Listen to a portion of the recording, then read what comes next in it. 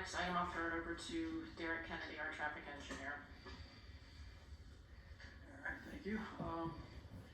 Share microphone, so if you can't hear me, let me know, I'll speak up here. Yeah, so at the request of the township, we were asked to do a safety evaluation along Sycamore Street between Durham Road and Swamp Road. The study included basically a cursory review of existing conditions. We looked at the last 5 years of crash data on record along the corridor, and basically performed a statistical analysis on that data, and took a high-level look at what that was telling us, where the patterns and trends are looking compared to what you would expect to see statistically in a corridor like this. Not surprisingly, some of the crash types that we're seeing that are above state averages is pedestrian involved crashes, angle crashes, side swipe collisions, which I imagine is parking activity, driveway activity, things of that nature, and also nighttime crashes were occurring at a higher rate than we would expect on a lit corridor. So yeah, and I think the purpose of the study, what we're finding out is that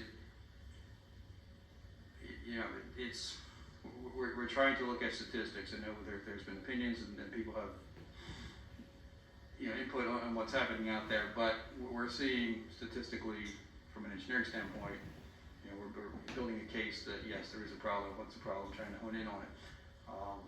Right now, the report is in a preliminary format. There'll be a larger report coming out, but we do have some recommendations that we see coming out of the report. And there's several areas I think we're looking at to recommend improvements. The first one would be lighting along the corridor. There is existing lighting. It looks to be mostly the old incandescent type bulbs out there with the pedestrian scale street lighting. Converting that to brighter LED would be a benefit. We're looking at signing and striping improvements with specific focus on the crosswalk areas, the decorative brick crosswalks along the corridor. Not as visible as your traditional white pavement marking type stripings, where maybe you used to see like it's called the colonial pattern, or it's black and white piano key type pattern. So studies have shown those type of crosswalks are more visible, give motorists more advanced warning with pedestrians in the crosswalk. And just a general overview of signing and striping in the corridor in general.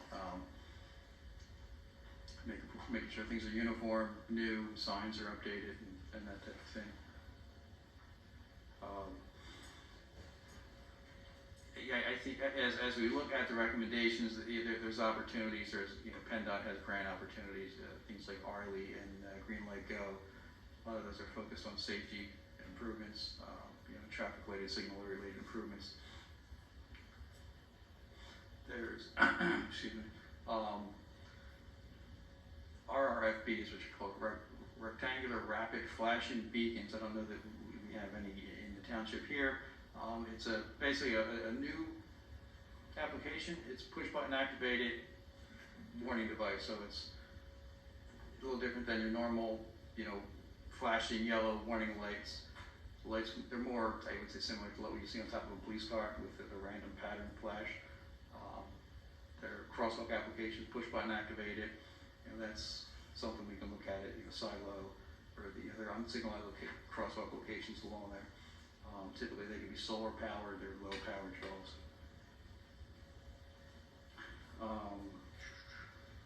Site distance improvements was one of the things we considered, with the parking out there, have an evaluation of sight lines, and maybe look to confirm or push back, parking locations or vegetation to make sure sight lines are what they should be. One of the other recommendations we will have is to take a look at the speed. Right now the speed limit is 35 miles per hour, 25 miles per hour may be warranted. There are some questions about that. Can we make that happen? What would PENDOT involvement be? Can we get the approval from PENDOT? What would it?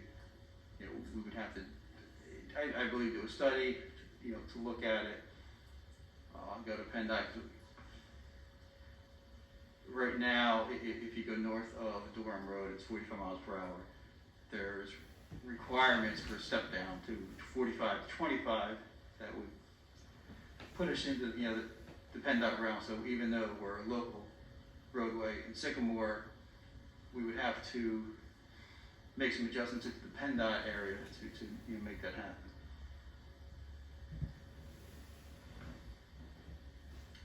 I think that's pretty,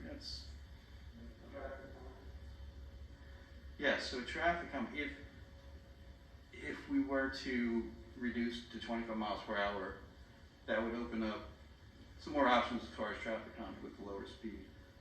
Like things like speed humps or speed tables at intersections. So I think the first step would be to look at the speed limit question. If we can get to 25, and we would see, what that would do for us as far as traffic calming options. At 35 miles an hour, there's less flexibility for those type of features.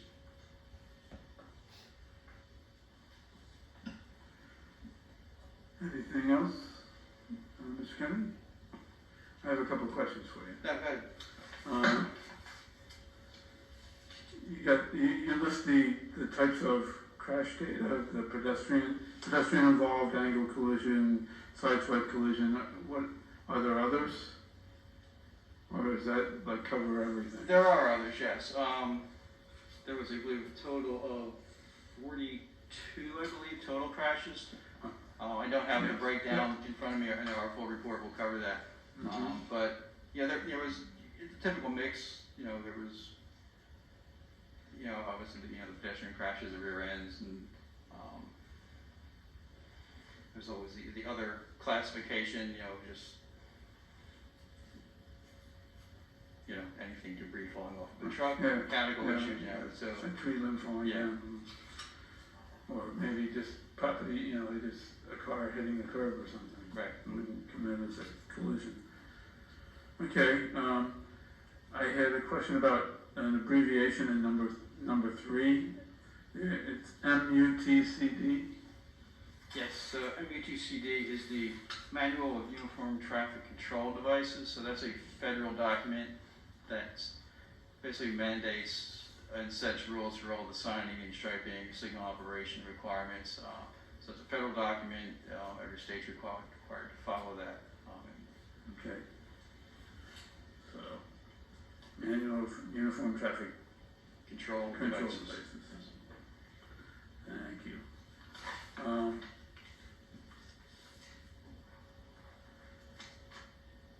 I think there's some of these measures that will take more study, and I believe that there'll be a larger document coming.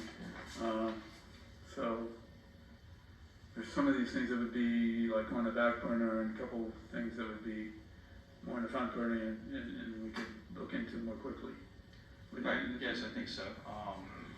Items like signage and striping, that's low cost. They can happen quickly. We can do that kind of stuff. Where other things, especially when they involve PENDOT. PENDOT is a very engineering-oriented organization. So in this report, they like to see the data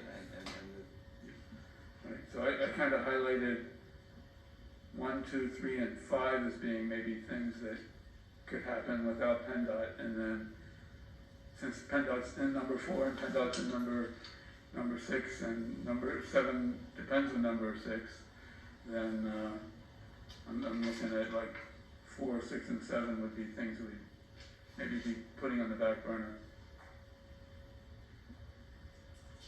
And just to complete my thought before I give it to someone else is, I mean, there are even maybe resident ideas that might stand some scrutiny. I had a neighbor of mine suggest some kind of banner or sign or welcome. I mean, he was actually suggesting a long-term banner over the street banner that says, welcome to Newtown Township Business Area, please yield to pedestrians. Something like that. I mean, And there have been other, Main Street type areas that have done that, they had Right. gateway features, and Gateway they features, that's incorporate right, that into their, streetscaping plan. a gateway feature, yes. So, okay. Other questions from board members? Mr. Claver, I'm looking Yes. your way first. Yes, sir, I have a few. Yep. The term crashes just seems like a very, what I'll say, violent term, but you just mentioned like fender benders and someone driving into the back of another car. You consider that a crash? Right, well, I think everything has a litigious reason to it, and that's been debated before, and officially with the state, when we do our reports and our analysis, they're crashes. I think around that. But you just said before you have to pretty much elaborate on what those crashes are. So they could be just fender benders, Well, they could be a side swipe of a car. yes, Aside for the recent ones that were fatalities, which we're all aware of, that's an awful thing. I consider a crash sometimes what has happened on Swamp Road when a truck overturns and maybe crashes on the side of the road. But you're telling me that if I were just to back in or hit the back of someone's car going 10 miles an hour, you consider that a crash? no, well, what's in the report, or what's defined as reportable crashes in the state system, and the way they define that is any crash where there is an injury or property damage enough to a vehicle from where the vehicle has to be towed. So these are, I would say, significant crashes. They're not minor fender benders where, both motorists just drive off and, they deal with their insurance company kind of crash. These are, So those 42 Well, crashes over a 5-year period were crashes where cars had to be towed after the situation. right, or injuries, yes. Okay. The other thing, I do like the idea of speed bumps. I know that they're used in Doylestown, Quakertown, some other places. I think even someone going 35 miles an hour, once they hit one of those bumps, they're going to know not to hit it anymore. It's a good deterrent. I don't know if the township or this board would even consider that. The other thing, Silo Drive is a private road. How do we get them in to cooperate with the township? And plus, the intersection there, Silo Drive goes into a private driveway. The only road that's owned by Newtown Township would be Sycamore. So how would we address that? Well, we can look at Silo, even if it's private, there are certain guidelines I mentioned, MUTCD manual and things like that on a public access roadway that they have to comply to. If there are things that aren't compliant or that need to change to work with the changes that are happening along Sycamore, it may not be the township's responsibility, but they have a responsibility to do that.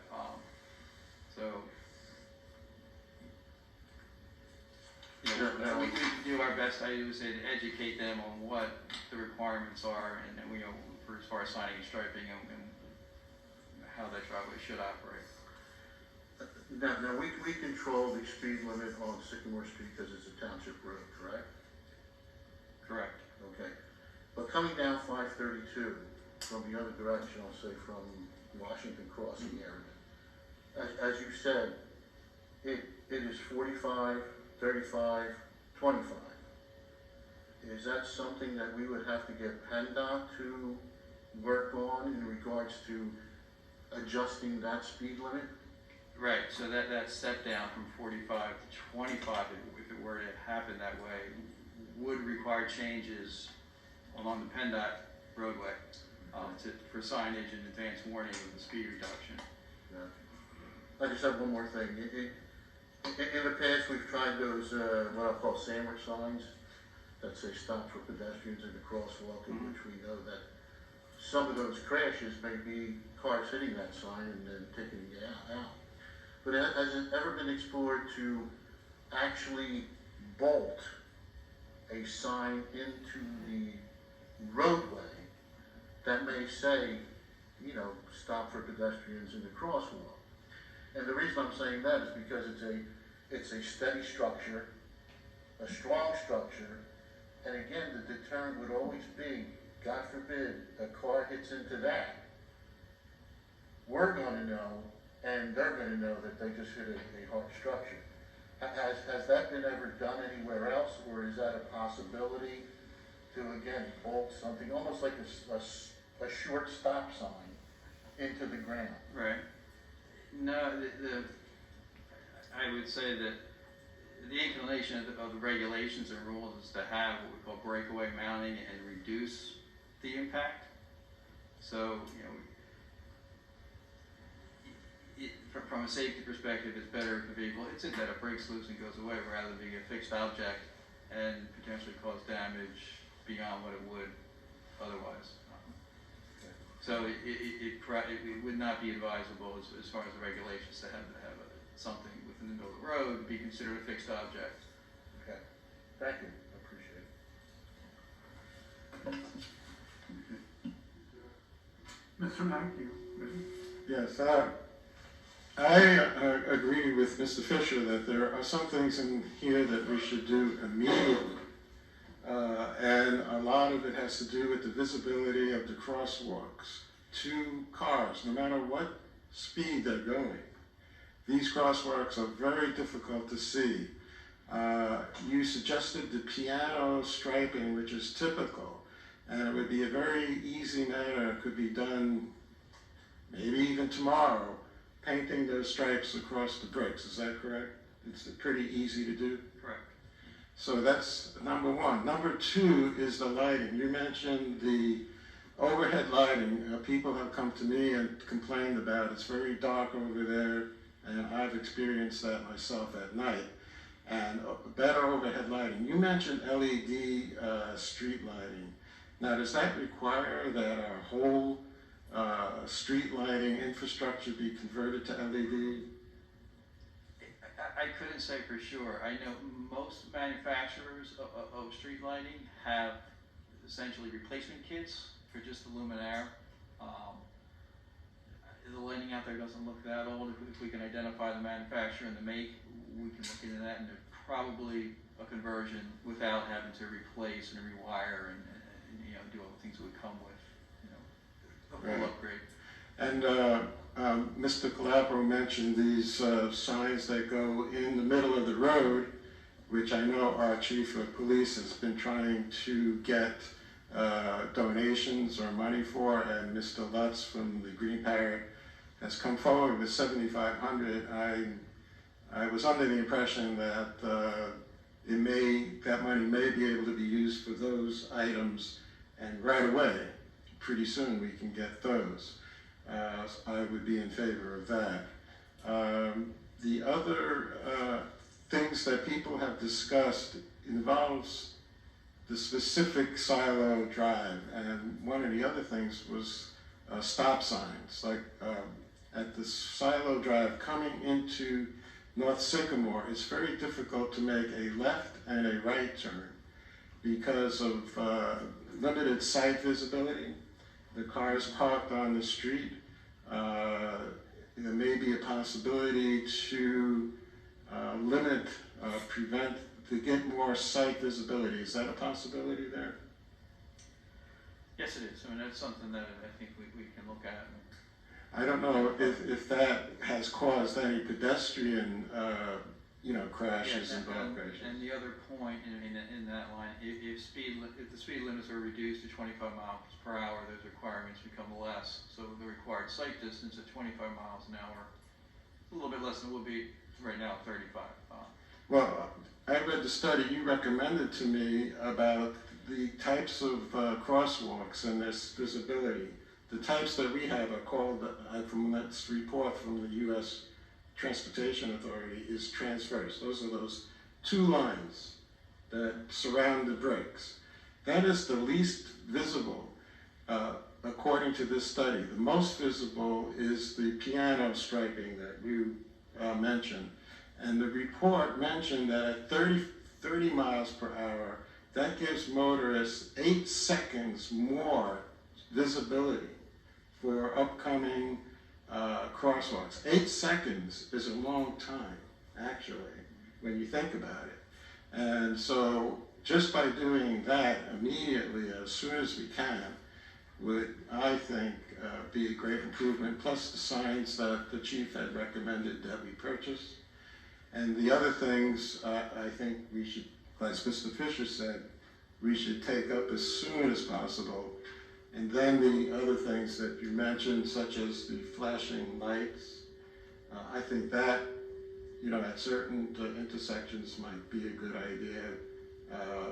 And I've actually been talking to some developers who are willing to help us find the money for this, other donations. So I don't think money is an issue. Also, I've heard that from our PSATS people that the money we received from the federal government for COVID relief can also be used practically for anything. Anything under $10 million, we can use virtually at our discretion. And we have $1 million in the bank from that fund. And I don't think money is an issue, given the fact that we've already had citizens come forward with donations and others who told me they are willing to help us raise more money. So I'd like to see a lot more done quickly as possible. Thank you. Thank you, Mr. Mayor. Mr. Davis, do you have any questions? No, I have no questions, but I think I'm in agreement with everyone. We should get moving ASAP on things that we can control quickly, and then look at the other actions that might take more research and approval from PENDOT. Right. Thank you. We'll get to public comment once we have a... Okay, that was just a question. What is the report that you're referring to? Yeah, could you come up to the podium for a minute? Okay. You just have...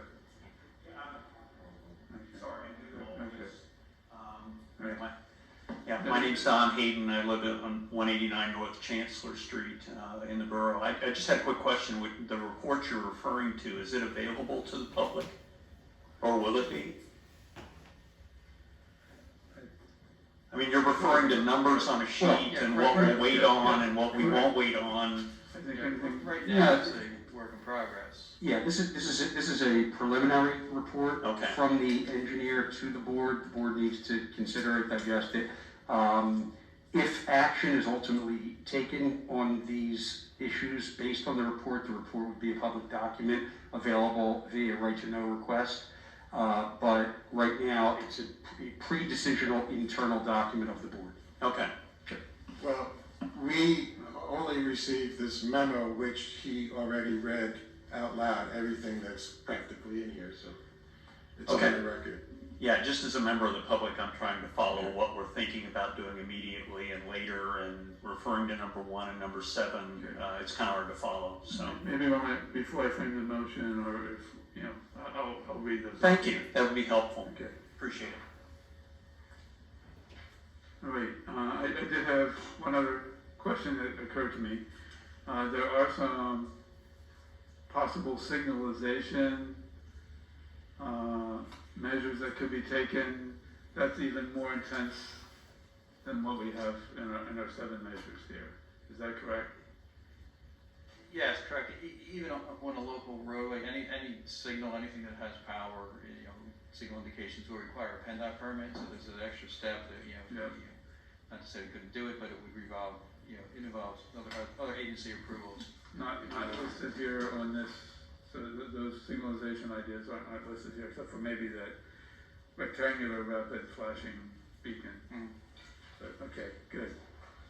I do understand. Mrs. Snyder, do you have something you want to add? I just agree that we have to move with a lot of speed and put the piano striping down. If we can do that immediately, that's what we should do. And then work with PennDOT to see about speed changes. And I agree, the faster that we can do it, the better. This is a matter of public safety. It's a matter of, we can't have people crossing our streets and getting hit by cars. So whatever it takes, we gotta get it done. And what, do we have to work with PennDOT, like for something like the speed bump? So if you want to lower the speed from 45 to 25 to get into town, it's not like that now, right? No, No. well, it's 45 to 35. If we were to go to 25, there's different requirements for advance warning from 45 to 25 that we would have to coordinate with PennDOT on to make that happen in their section of roadway leading into Sycamore Street. So do we have to coordinate with them if we wanted to go from 35 to 25 and then add a speed bump? We have to coordinate that with them too? My thought is, when I think about speed bumps, I think about my car and how much it doesn't like it, and I don't know anybody that does like it, and I think that makes a big statement, something like that. And people would definitely know that they have to slow down in order to get over that speed bump. I don't know how fast that can be done, but certainly the striping can be done quickly, and flashing lights, whatever it takes. And is that the same? So Silo Drive, you can't put a speed bump right in front of that, right? Where would you do something like that in between coming into town? There's several different applications you can do even for speed bumps, right? There's things we call speed tables or raised crosswalks where they're a little less subtle than a speed bump that you might come across, in a shopping center parking lot or something like that. I don't think that we would put that type of speed bump on Sycamore Street. We'd be looking at something that it changes the elevation, you notice it. And it has striping on it to lead up onto the bump and right. all that. Probably some signage. The big question with what those type of devices would look like is what's the speed limit going to be going forward. So that would make a difference, if we are going to do any type of traffic calming with those devices, or what speed limits are we working with. So I think that's the first long-term question that we might have to address is speed. Thanks. With number 7 under traffic calming, you would include some of those options in the larger report. Sure. With regard to PennDOT, Mr. Lewis, were we in any discussions with PennDOT anything regarding North Sycamore Street? No? No, not at this time. Not at this time, okay. So what would be the procedure to get PennDOT involved? I know when the issue of Swamp Road came up to speed on Swamp Road, PennDOT actually came here to a public meeting and discussed their thoughts on how they could reduce the speed in certain sections of Swamp Road. Maybe we can get them to come here and talk about what you're saying might be able to be done with a gradual decrease in the speed from 532 down to North Sycamore. I would, see if we could do that. What do you think, Mr. Manager? Well, I would say that first that Remington Vernick should reach out to PennDOT to see what their initial thoughts are with reducing the speed along their portions of the road on 532 in Durham, and then we'll sort of go from there to see where we end up. If they're agreeable, then we'll just sort of move forward with getting that speed reduced as quickly as possible. Okay, that sounds like a good idea to me. Okay. Any other questions for Mr. Kennedy? I'd be, yes, we will. We're coming to that. We're gonna frame a motion first. But before I even frame a motion or, discuss a motion, I wanted to read those recommendations again. Mr. Kennedy, would you prefer to do that, or shall I go ahead and give my try? Okay. Number one is lighting, and that is the upgrade the existing incandescent street lighting to include brighter LED fixtures. Number two is crosswalks. Replace the existing decorative brick crosswalks with high visibility pavement markings. That's the black and white piano key pattern. So that's the crosswalks. Signing and pavement markings. Evaluate all existing signing and pavement markings. Update as needed to meet current MUTCD requirements. A specific focus should be to provide a consistent design for all marked crosswalk areas. Number four is unsignalized crosswalks. Consider installing push-button activated rectangular rapid flashing beacons, RRFB, at the unsignalized crossings at Silo Drive and the mid-block crossing south of Jefferson Street. This upgrade will require a PENDOT permit approval. The use of solar power LEDs for use with RRFBs and other advanced warning signage should be considered. Number five is sight distance. Evaluate line of sight conditions at all intersections. Modify on-street parking setbacks and vegetation as required. Number six is speed limit. Pursue a reduction from 35 to 25 mile per hour on Sycamore Street between Swamp Road and Durham Road. This will require coordination and approval from PENDOT. With PA 532 posted at 45 mile per hour just beyond Sycamore Street, there would need to be changes made to the state roadway segment to properly accommodate a 45 to 25 reduction. And number seven is traffic calming.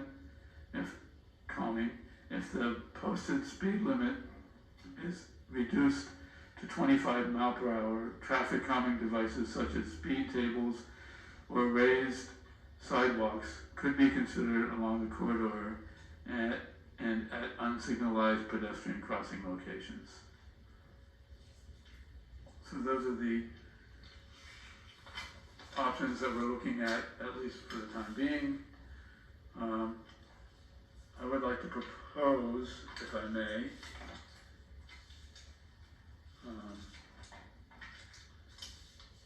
a possible motion, if I can find where I put it. Okay. I would entertain a motion to direct our township administration and professionals to further report on the following measures, recommendations, following recommendations of the January 11th, 2021 letter from Remington Vernick Engineers. Those sections being number 4, number 6, and number 7, and to implement traffic and pedestrian safety measures found in that same letter at sections 1, 2, 3, and 5, and amend any necessary ordinances as required. Did you make that motion? I am making that motion. I will second that motion. Any further discussion from the board? Mr. Tyler? Haven't the engineers already been given this direction? I know a motion is always tops it off, but is a motion necessary in this instance? He's been given direction, he wrote a report. I think by consensus, we could just tell him to pursue with what he's supposed to do. I'm asking this to the solicitor. Absolutely, Mr. Clogger, thank you. I think that there are items on the synopsis report that require further study and inquiry by the engineer specifically with PENDOT, and that's items 4, 6, and 7, because they involve and require PENDOT's input and approval. And I think that the motion authorizes the engineer to go beyond just studying what they may be, but actually pursuing those 3 recommendations with PENDOT while actually implementing, not just studying more, but implementing items number 1, 2, 3, and 5. So I think the motion does involve going the next step on both the items that have to be pursued with PENDOT and the items that can be implemented immediately. Okay, understood, but Mr. Kennedy, you heard all that, right? Yes. All right. Any further discussion from the board? Kyle? Mr. Davis? Anything? Yeah, I want to really strongly encourage the items we could move ASAP on, like the crosswalk painting. I think we really need to make sure we get moving ASAP, and then also the lighting. Okay, thank you. Now I would open it up to comments from the public on this issue.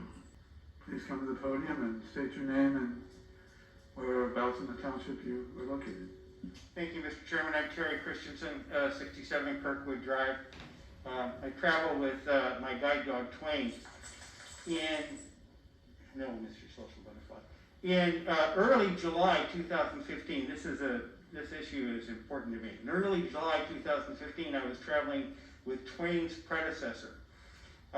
When guide dogs when they're traveling under harness, they have the right of intelligent disobedience. So if I tell my guide to go forward and it doesn't look good, the guide won't go. If he suddenly detects danger, he'll curl in front of me or back up. This was a bright afternoon, I think it was the 5th or 6th of July 2015.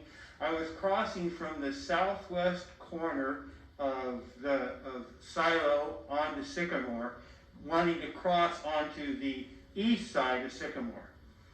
And I didn't hear traffic. I heard some traffic, but I didn't hear anything approaching. And I gave Twain's predecessor, Zane, the forward command. Zane got into the intersection about 5 feet. Suddenly he stopped, curled in front of me, and then he started herding me back. And a car went by. I don't know whether it was an electric vehicle. I certainly didn't hear anything. But a car went by, and it couldn't have been more than about 3 feet in front of me. Had I been traveling with a white cane, I'm not sure that motorist would have seen me, and I certainly wouldn't have seen them. So I applaud the fact that you're being proactive about this and working to make this intersection safer, because frankly, it's a place I won't cross anymore. It's too scary. I would encourage the engineer everyone who is visually impaired. I shouldn't say everyone. Almost everyone who's visually impaired at some point in their life go through orientation and mobility training. There's a very special program about that. How to navigate, how to get around, what non-visual cues you work with. I would encourage the engineer to consult with an orientation and mobility specialist. Not that what they say you wouldn't necessarily have to put in audible signals, but at least get the input of someone from that side of the community. Thank you very much for your time. Thank you, very enlightening, thank you. Any other comment? Thank you, sir. Greg Garber, Newtown Crossing. 2 questions. opinion from me and then a local question. I don't understand when you asked the question before why we can't see that report from the solicitor, from our solicitor. Is that a private report or is that paid by tax dollars?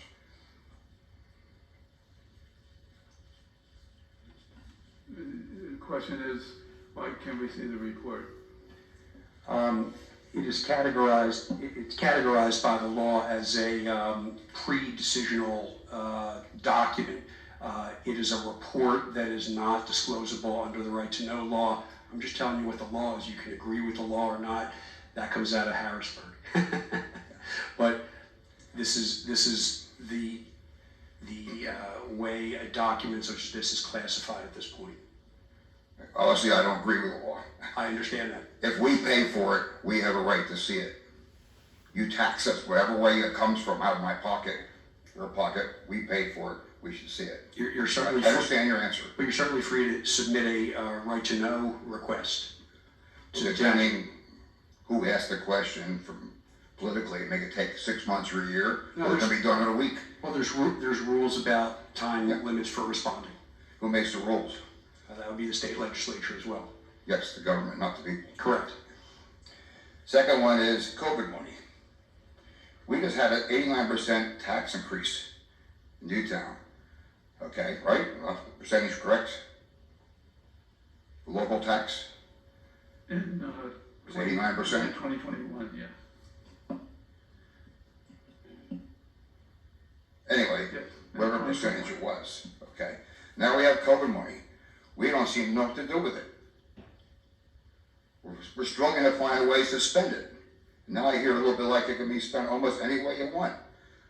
So then the federal government has a slush fund, which again, it took out of our pockets and gave you guys to be used, I thought, to help people, businesses suffering from COVID. Not just throw a little here, throw a little there because the township wants it. I don't agree with that. That's where we're getting in trouble. Spend, spend, spend. Everything comes out, every penny you guys spend, county, federal, comes out of somebody's pocket. It's not just made up. And our kids and grandkids will be paying for it their whole lifetime. Local question. I've heard some good ideas suggested about the Sycamore Street. A couple things.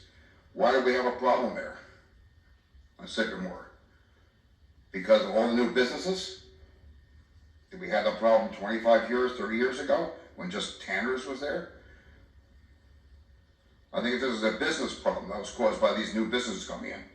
Secondly, how many citations, traffic citations have been given out by the police department on North Sycamore? Do we know that? They see problems on the street probably before we do. And I assume they give out citations. I think the police department should be brought into this and asked what they think about it.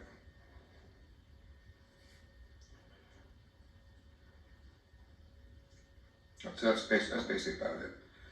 But the tax thing, I just want to say again, that always comes from the taxpayer, the person, okay? And government makes the rules, like doing elections, who does what. We don't make those rules. But they take our money every time and spend it the way they think. We only have two parties that go on elections because the two parties made the rules.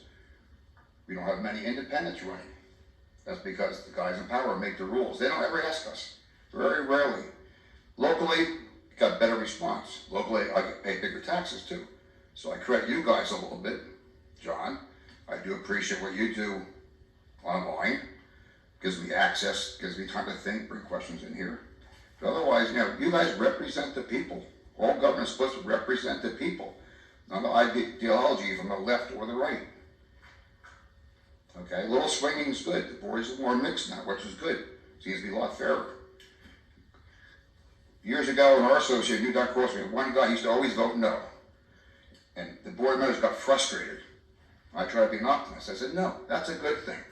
That man makes you think. He makes you do more homework so you can educate the members of the association. Asking questions and stimulating thought is the idea of freedom. So we should bring that more, stimulate thought. Online meetings with live meetings is great. More people attend one way or the other, we bring in new ideas. Okay, thank you. Thank you. Any other? Yep.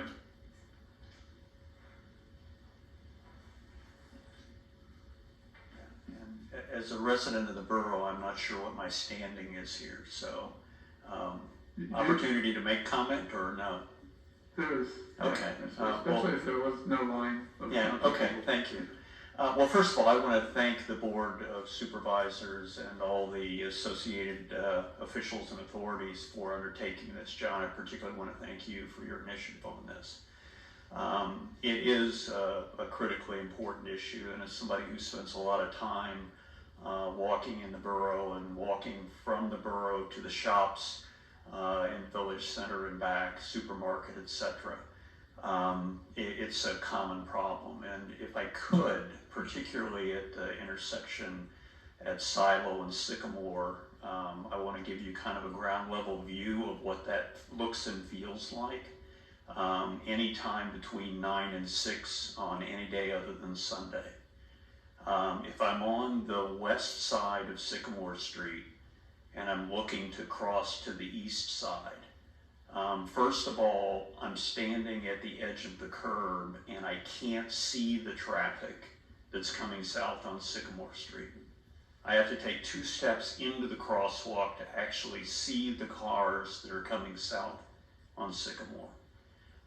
At that point, I'm immediately a target, unknowingly, for all those cars that roll through the stop sign at Silo, looking left, looking north on Sycamore, and making that right turn.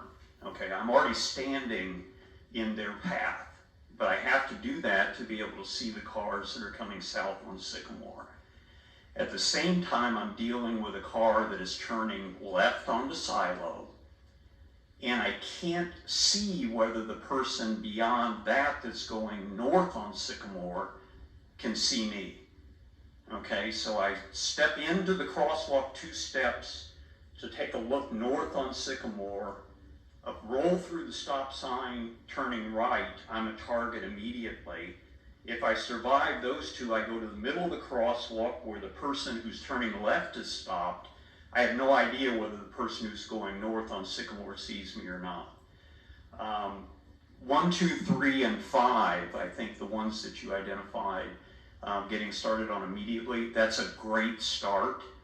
But quite frankly, until there's something for that crosswalk that allows the pedestrian to say, hey, I'm coming, by activating a signal, it's still a game of dodging. And like I said, I really appreciate you getting started on this. I think it's a great start. But I did want to just give you a sense of what it feels like walking across there. And it's no better going the other direction. You've got the same set of obstacles in a reverse order. And invariably, everyone is going more than 35 miles an hour. They're coming quickly into the city, going south, or they're speeding up to go through the light at Durham and Sycamore going north. But invariably, 35 is a minimum and they're playing up from there. So thank you for all you're doing. I would be happy to help in any way that I can, including fundraising if you guys need more money to do what you're trying to do.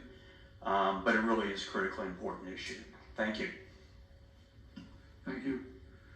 And to all who have spoken, this isn't the end. This is the beginning. So thank you. Any other public comment? Any other comments from the board? Seeing none, may I call the question? All those in favor of the motion, please signify by saying aye. Aye. Aye. Any opposed? Motion passes 5-0. Thank you.